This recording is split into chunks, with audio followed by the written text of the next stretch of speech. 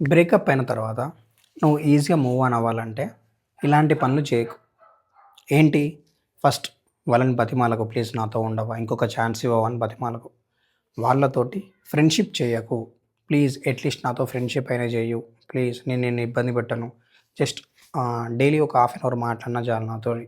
నువ్వు వేరే వాళ్ళతోనైనా ఉండు పర్లేదు. ఇలాంటిది బతిమాలకు. నీ పరువు ఇంకా తీసుకోకు. తాగేసి కాల్స్ ఆర్ మెసేజ్ చేయకు. ఇంతకంటే ఘోరం ఇంకోటి లేదు. తాగినప్పుడు నీ మైండ్ కంట్రోల్‌లో ఉండదు. ఫుల్ ఎమోషనల్ అయిపోతావు. వాళ్ళ కాళ్ళు కూడా మొక్కడానికి రెడీ ఉంటావు. అలాంటి పనులు చేయకు.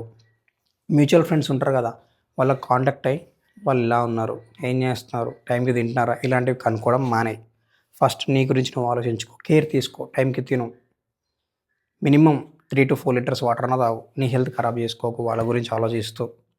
సోషల్ మీడియాస్ ఉంటాయి కదా! వాట్సాప్, ఇన్‌స్టాగ్రామ్, ఈ స్నాప్‌చాట్లు ఇవన్నీ.